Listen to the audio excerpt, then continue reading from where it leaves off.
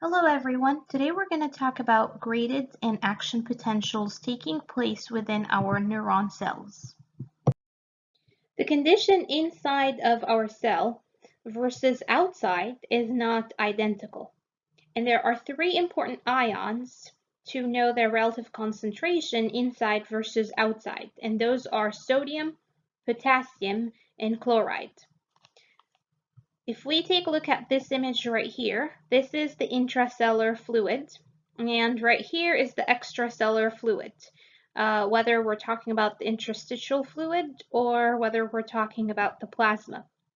You would notice that the sodium concentration is much higher in the extracellular fluid compared to intracellular fluid. Another ion that we're going to talk about is the chloride ions.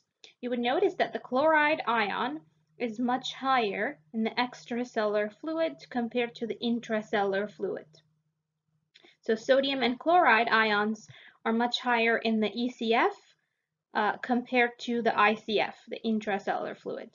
The intracellular fluid has a higher concentration of the potassium ions compared to the potassium ions found in the extracellular fluid.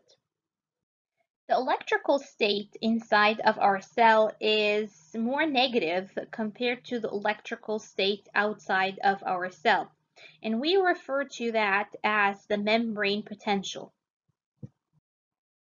The membrane potential inside of our cell at a resting state, which we refer to as a resting membrane potential, is around -70 millivolts.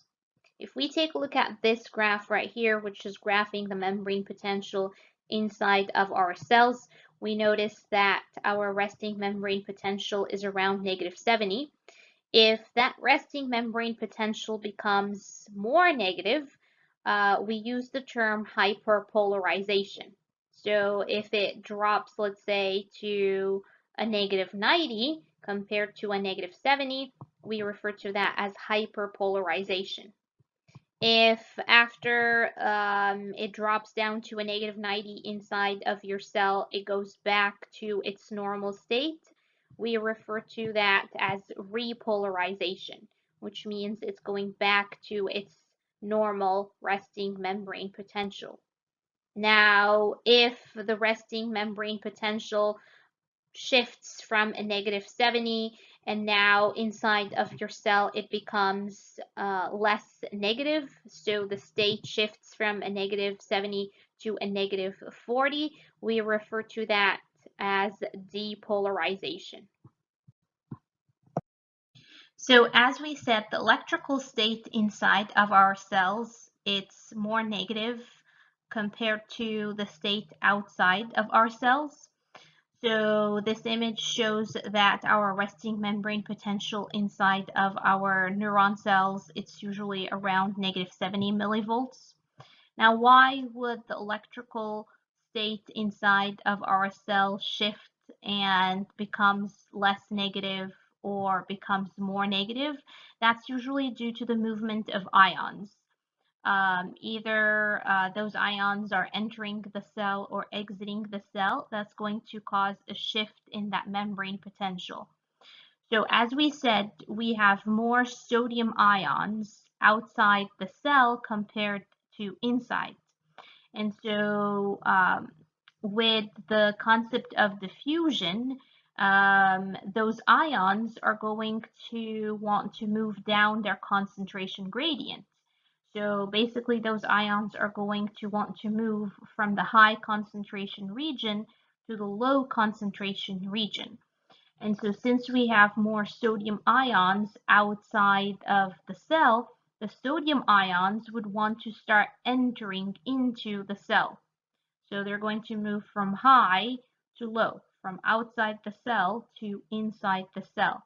Now, if a lot of sodium ions start entering into the cell, sodium ions are positively charged. So if you have a whole lot of positive charged ions entering into the cell, what's going to happen is that the resting membrane potential is not going to stay at -70 millivolts anymore. that membrane potential is actually going to start becoming less negative. And the reason why it's becoming less negative is because now you have all of these positive sodium ions entering into the cell.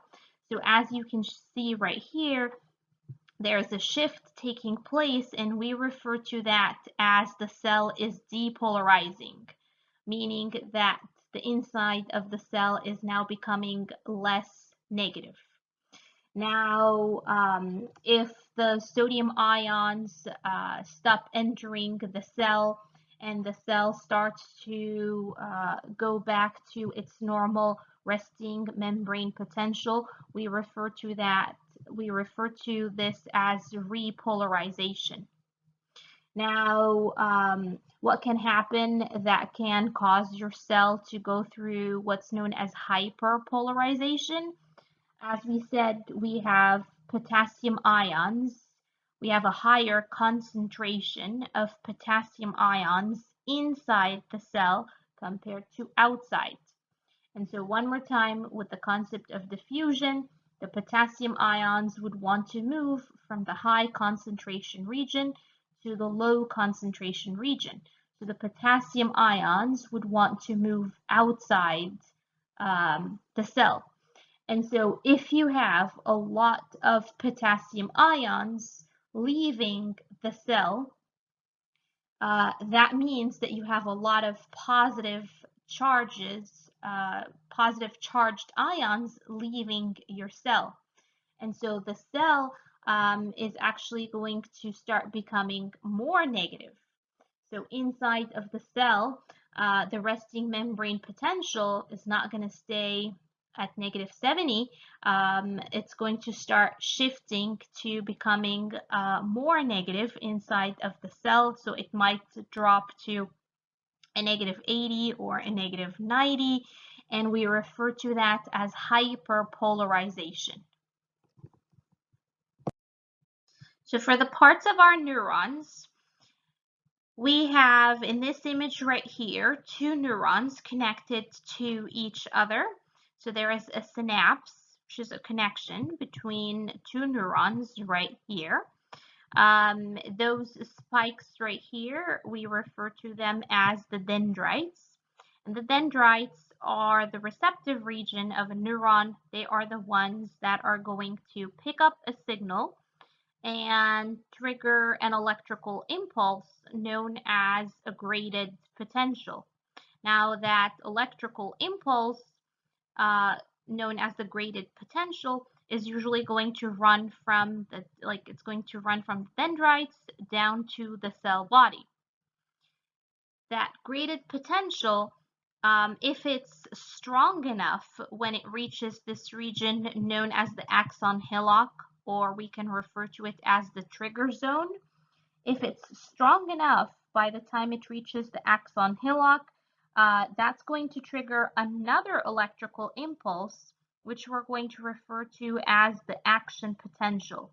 And the action potential is going to run down this region right here known as the axon, and it's going to run down the axon until it reaches those axon terminals.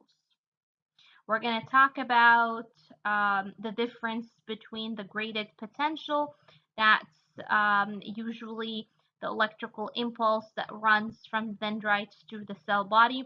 And we're also going to talk about the details of that action potential, which is the nerve impulse that runs all the way down the axon and it reaches those axon terminals.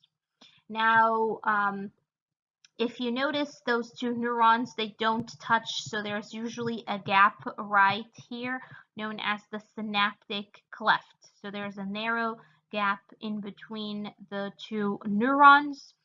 This neuron right here in front of the synaptic cleft is known as the presynaptic neuron, and the one after the synaptic cleft is known as the postsynaptic neuron.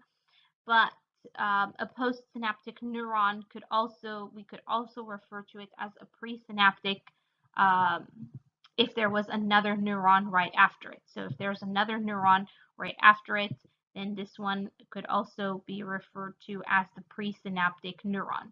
Now, what we're going to do right now is we're going to zoom in right here.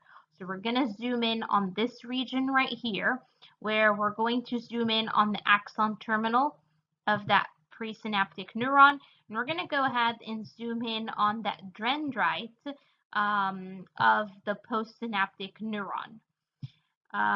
So let's go ahead and take a look at this image right here. So it's a zoomed in image, as I said, of that axon terminal of that presynaptic neuron. And here is the dendrite of the postsynaptic neuron. So those red arrows are representing an action potential. Remember how we said an action potential is that nerve impulse that's going to run down the axon until it reaches those axon terminals. So those red arrows are representing those action potentials.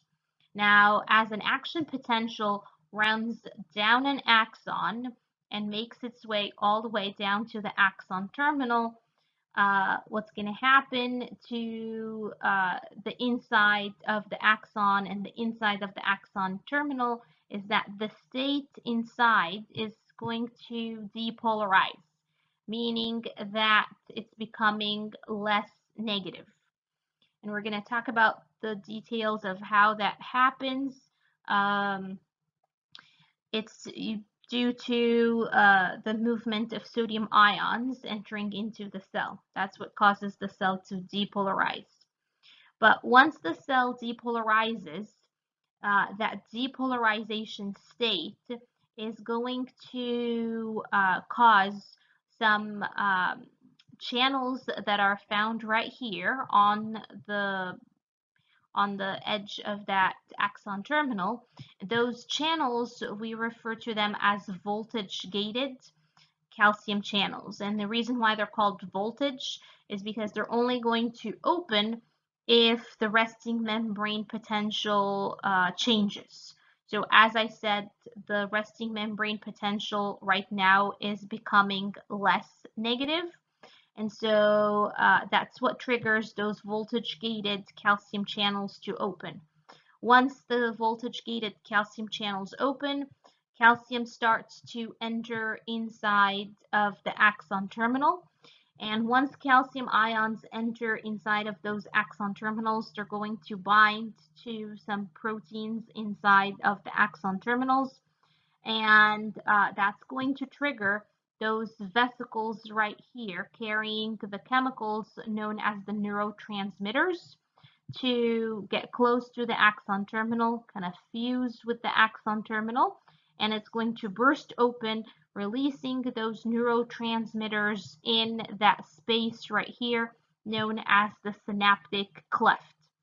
Now, once those neurotransmitters are released in the synaptic cleft, they will go ahead and bind to some special receptors found on the surface of the postsynaptic cell. In this case, it's our postsynaptic neuron. And it has to fit perfectly within that receptor. Once that takes place and once those neurotransmitters bind to those receptors, that will trigger another electrical impulse. Now, how can we stop those electrical impulses? Because as long as you have those neurotransmitters being released in the synaptic cleft, those neurotransmitters are going to keep binding to those receptors.